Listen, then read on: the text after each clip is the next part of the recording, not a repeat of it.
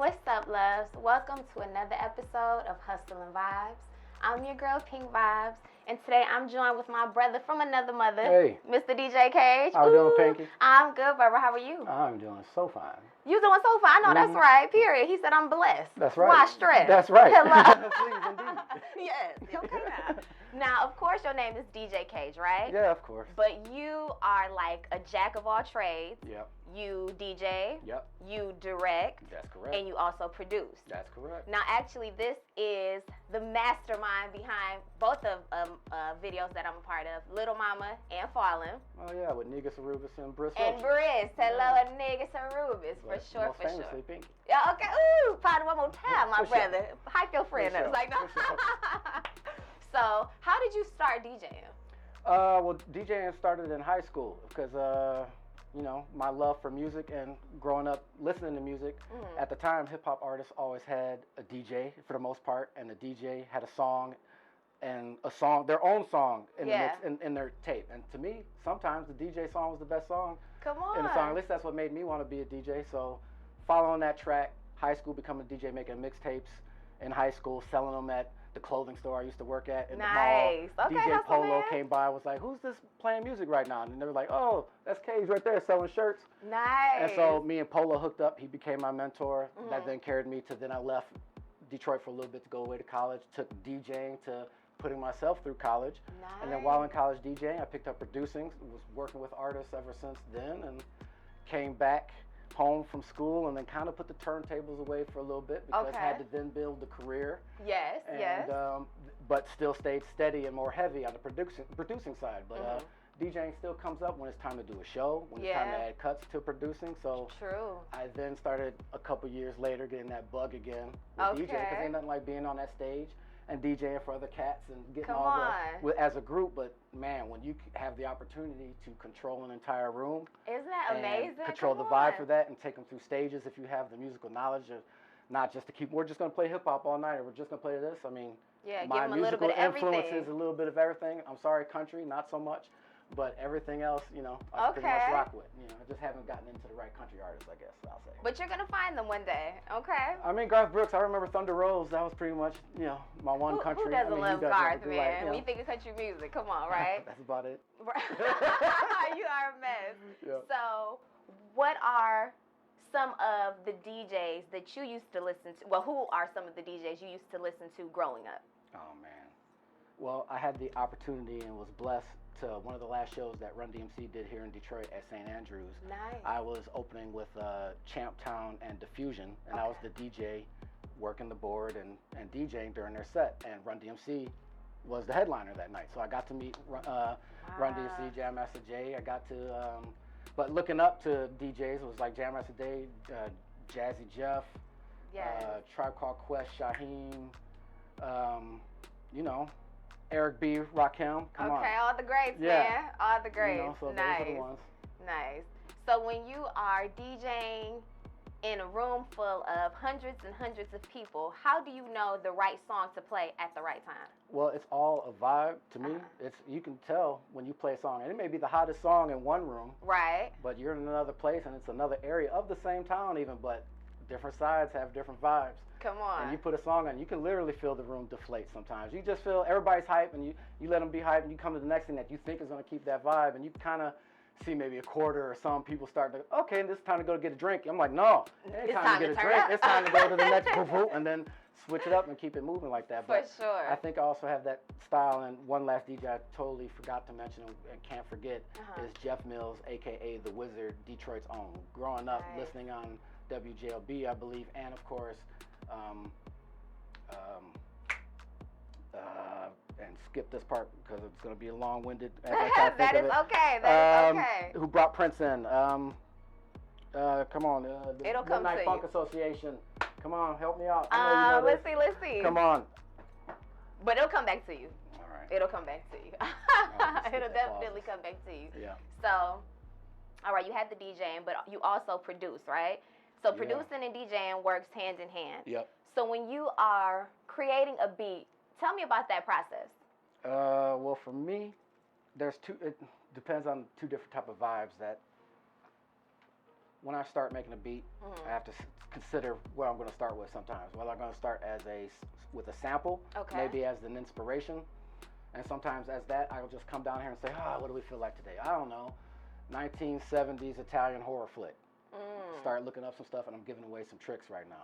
Yeah, yes, give some jewels. I'm all about giving jewels, man. So then I'm gonna, so then I'll find something in that area, or some people that I like in particular who orchestrate, and I'll find those things, and I'll just start going through it, listening. And as a listener of music, I'm sitting there listening, and a certain part, my ears just perk up to a certain section. And then I just start working from that, and then everything just kind of flows to kind of fill in the gap of what, when I start nodding my head, all of a sudden I'm feeling at least the vibe or the rhythm. Come on. You know? So then you got to at least start to feed it that. And it may not be right every time. I'll knock a beat out, say, that's nice. Come down the next day and go, okay, we got some work to do.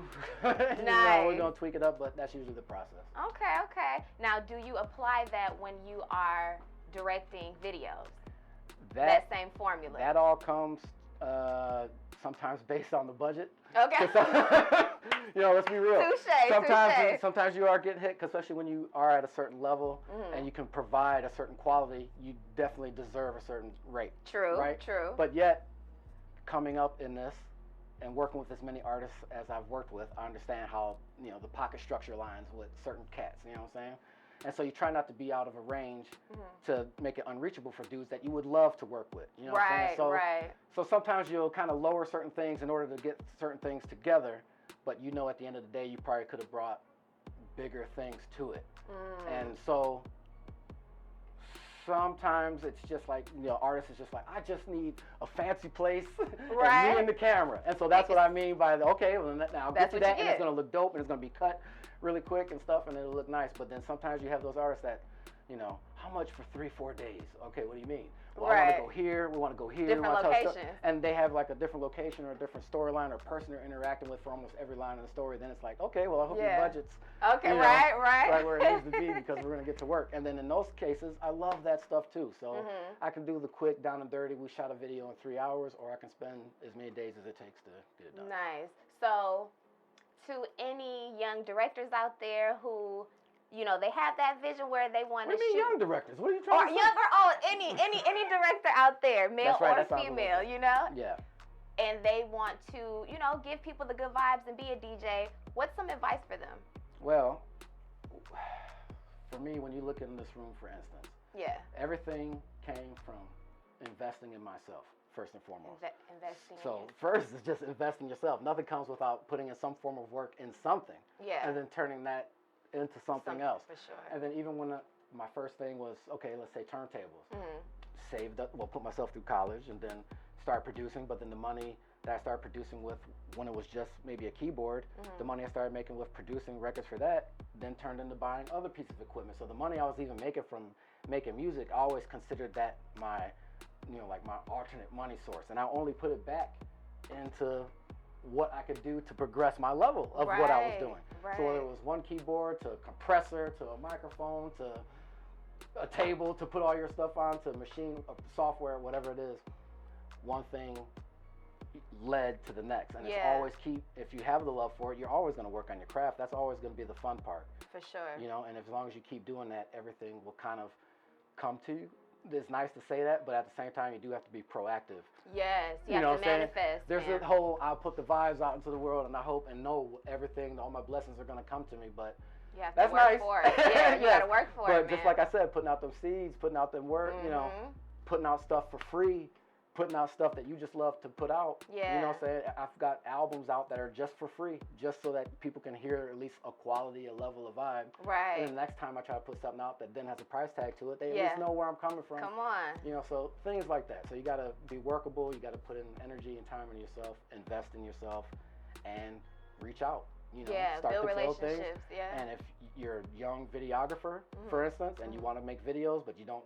I was lucky as in DJ producer, I was always around artists. So when I moved over to video producing, I've already got clientele. I've already got... Right, because it works hands in hand. Yeah, I've already got people I'm working with. So that fell right into place. But some people may not be so lucky. They have the love for videography, and then I'm here. And then everybody's like, okay, but, who are you exactly? And if you haven't done anything yet, Right. So find you an artist who is in that same place. Find you somebody who's like, I'm here. And then there's rappers looking at them too, like, but who are you? You haven't done anything yet. Right. That videographer finds that rapper, and you believe in him, and he believes in you. Do 2 or 3 things together. Come on, you know networking, man. And then now you've built creativity on your resume. Yeah. You now show people what you're capable of. Yeah. This artist has built himself up, and then when things start happening for him, and your price tag starts to go up, you were the person there from the beginning. So hopefully that relationship continues to build, and you guys can build things together. I've seen that work. Definitely. Okay, dropping the jewels. Try not to drop too much though. No, it's all right. Right, hello, G14 classified. That's right. Don't tell nobody. I'm gonna have to look at the edit of this to make sure I ain't really dropped something. No, but that's okay. They need that. They need the gems and the jewels out there so we can keep growing and building, you know? Yeah. And moving forward. So you have so many projects going on right now. But first, I want to tap into street raps. Tell the people a little bit about street raps. Well, it just so happens that street raps, I'll say, continues again this Tuesday. We already did a first season of 11 episodes. Nice. And then we started recording. What I like to do is record at least 10 episodes up front before I start releasing, because I like to release every week and I don't ever want to miss a date. Yeah. So we started recording 4 or 5 episodes before COVID hit. So then COVID hits, kind of put a halt to everything. Right. Halfway through COVID, I'm still editing and doing things. My hard drive crashes, I lose everything. So the 4 or 5 episodes of street raps that I had already recorded before COVID, lost those. Wow, okay. So the last couple months was getting all of that back, but you still dust that off. Come you on. know, you call those people back like, yeah, I know those dope bars you gave me. I need them again. And it was kind of like a favor for, but I kind of need that again. And blessings that they loved what we did. They loved the outcome. They got to see a preview of what I did, even though I didn't save it anywhere else. So they were down to do it again. So I've gotten to that point now where I'm 6 episodes deep. Street Raps Volume 2 comes out this Tuesday. Now I say continues because of that whole holdback, I did have one episode, which was Ms. Corona. Okay. And she put out her album, so I let that episode release, and then my hard drive died and I lost the rest. So I was lucky that I got Ms. Corona out on time while she had her album out, then the space. But now we recontinue with B+A+T+H starting Tuesday, and then we continue every week from there. And you have to tune in. Just search Street Raps Detroit on YouTube.com to find the channel, subscribe. Okay. And there's already a couple episodes that are up set as premiere, so you'll see the first half of the timeline of who's coming up. Nice. So when you go on location for Street Raps, what are the artists doing? Well, that's the hook of Street Raps. It's we come to your block, we come to your hood, or we come to what represents you that you feel represents you as an artist. If it's a part of Detroit or just literally your block. And so it starts with just a conversation between the artist and a host. The host can be anybody from just a pure host to another artist. We even have Nephew from Detroit, the street puppet. Come on. Shout out Nephew from Detroit. Shout out Nephew. He's got 2 episodes this season. He's hilarious. Yes. He had a battle against Mike Epps. I just dropped that. Look for that. Nice. So we come to your block. You spit your bars. You promote for 5 minutes, whatever you want to promote, whatever you got going on, and then that's a wrap. Definitely. That's pretty much how that goes. So if I'm an artist out there and, I want you to come to my block and I'm trying to drop some hot fire, how do I get on Street Raps? Tell them that. Ooh, well. Well, see, the beauty is right now is because the first 2 seasons are filled with people who I've worked with, have relationships with. So that's getting filled out by people who've already kind of been cued in. Okay. But as we keep going and as I hope to keep this thing moving, of course. And and that's been my thing since day one. And we'll get into that when we talk about imports maybe. Okay. That's another musical project I got coming out, which is my producing, featuring as many artists in Detroit that I can find. Nice. For volumes 1 and 2 combined, we were almost at 60 artists total. So that tells you how deep we go, on, right? That's just 2 volumes. So with Street Raps, I hope for it to be the same thing too. So right now, I'm literally reaching out to artists, picking ones that I hope would do it. Even some artists that I haven't worked with, but hope that this would be an intro to working with them. Those are the kind of artists that I've been hitting up first. But at any point, please feel free. Follow at all the social media sites, Street Raps Detroit or Street Raps, and just follow. Send a message. Send me something you're working on. That's it. Let them know your Instagram too, so you guys can DM him. First of all, DJ Kage is spelled DJ Kage, all one word, all lowercase. There's a reason for that, but it's top secret, and you'll have to really dig in. Yeah. So if you got them bars, let them know. Right. But DJ Kage, all one word with a K. Find me on Instagram. Find me on Facebook. All that stuff, and it's easy to connect with me, and we can work from there. Okay, nice. So you also, like you said, you have D Imports. Let's touch on that, man. Oh, yeah. So I'm sure you'll get B-roll of this later, cameraman. But yes. over here, there's a little clip from Metro Times quoting OK Player, actually, I think. It's called Make America Jit Again. Yes. So I've released a mix. Should we talk about that? I don't want to mention who was in it. You don't have to. You don't have to. Keep that G14. And it went viral. It was on OK Player, Fact Magazine. I mean, it went freaking everywhere. Nice. And then, so I have D Imports Volume 1 and 2. Like I said, my production, as many artists that I can find, and we're working on Volume 3 right now. I like to have these projects around 20 songs deep. Okay.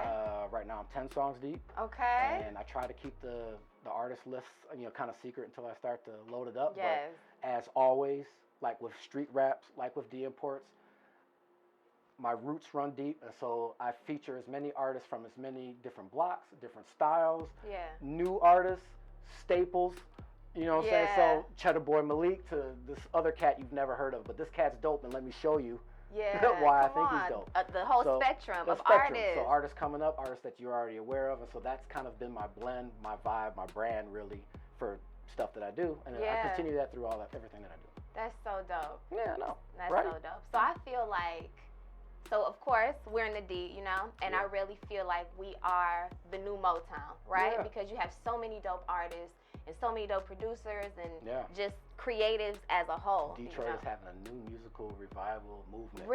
Detroit has a Detroit sound in general. We definitely do. Again, I want us to broaden that view. Yeah, right, you know what I'm saying? Right. Because we have a lot to offer. But the thing is, people are getting aware of that, what we have to offer. Definitely. So people are starting to pay attention. Yes, they're paying attention to the That's city, right. man. Let's go Detroit. Come on, let's go Detroit, man. Yeah. So, first of all, this place is a whole zhuzh, okay? I love it in here. Well, like me, I'm multifaceted, artistic. Come on. So you have to get this piece of art right here. Now, who's the artist behind here? Oh, that's Loki, a.k.a. Brian H. Newman. He's the proprietor of the Granny Chandelier Art Gallery in Hamtramck. I love that. And he did that piece. I was lucky to get that off of him. Okay. This is lovely IKEA. Yes. This is the only store-bought piece in here, so we'll just kind of breeze past that. That's Tyler Darko. That's Youngest Waffle. That's Amia Baxter. That's Ray L. Riley, graffiti artist. And that's probably one of my favorite pieces right there. It's Chief McFly. And then the gun over there is another Riley piece, actually. Nice. Okay. So when did you start getting into art? I actually started buying pieces in my 20s, late 30s, but some pieces I don't have anymore. I wish I still did, but there are certain pieces that I know I'm just gonna probably hold on to and hand down. You know. Gotcha. Because some of these pieces, if you know about the Youngest Waffles, if you know about Chief McFly. Yes.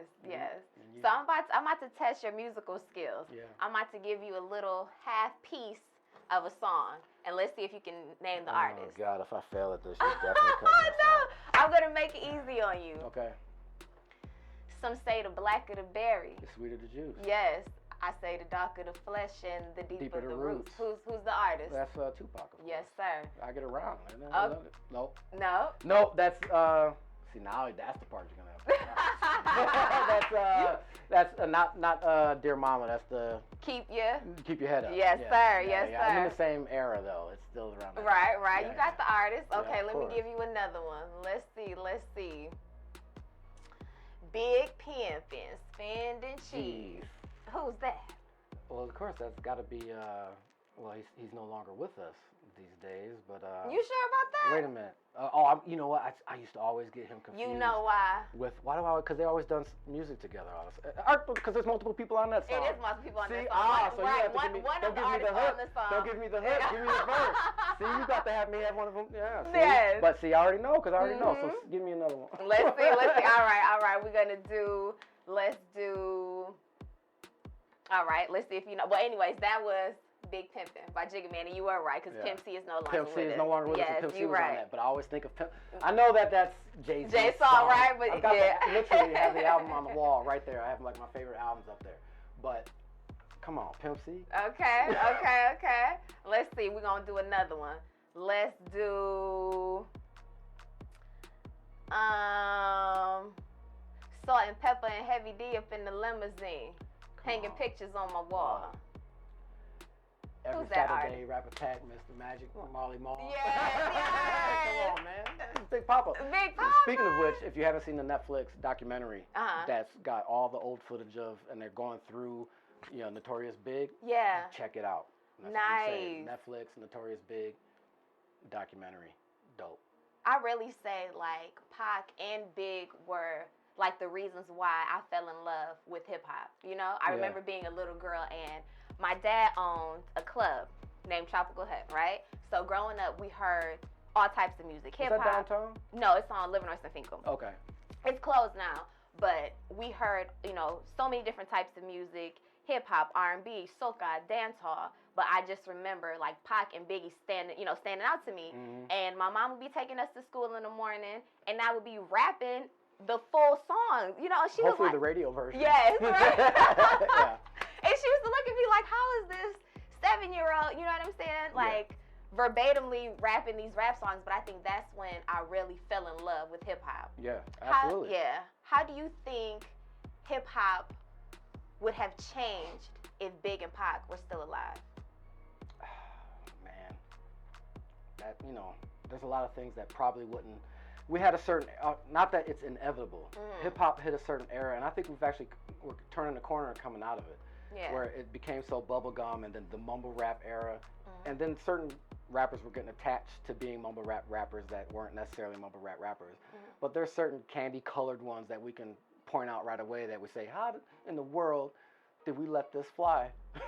And I think with a Pac and Big around, there wouldn't even have been an attempt for some of the shenanigans, if you will, in hip hop. Okay, brother man said the shenanigans. I think it would have been still more at a pure form. Yeah. You can't. The thing about hip hop is you're not gonna present your skills until you've sharpened your sword, and then you're not gonna make it to a certain level until you're ready to chop some heads off with that thing. And if you can't, you get stopped right where you're at, and the people who can are gonna continue, and that's who we're used to listening to. So when you've gotten to a radio level, we would expect that you've reached the bar. Okay, I must have to pay attention to this artist, but now I'm hearing artists, and the unfortunate thing is some of them are passing away before you even get a chance to look into the. It's sad, and especially when they're passing away over dumb stuff too, stuff that also shouldn't fly, But with that being said, some of that stuff had to be inevitable. The thing is, like disco went through it and it killed disco. Hip hop is too strong and too much of a culture where disco wasn't a culture. Hip hop is too rooted to ever be destroyed, so it's gonna catch its blemishes at some point.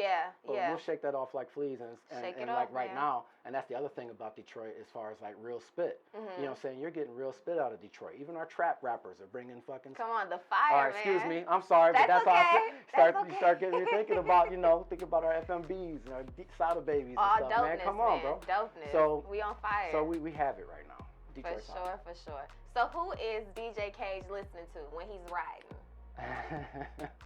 Maynard Ferguson. Okay. See, so that's what's odd, right? So I listen to jazz and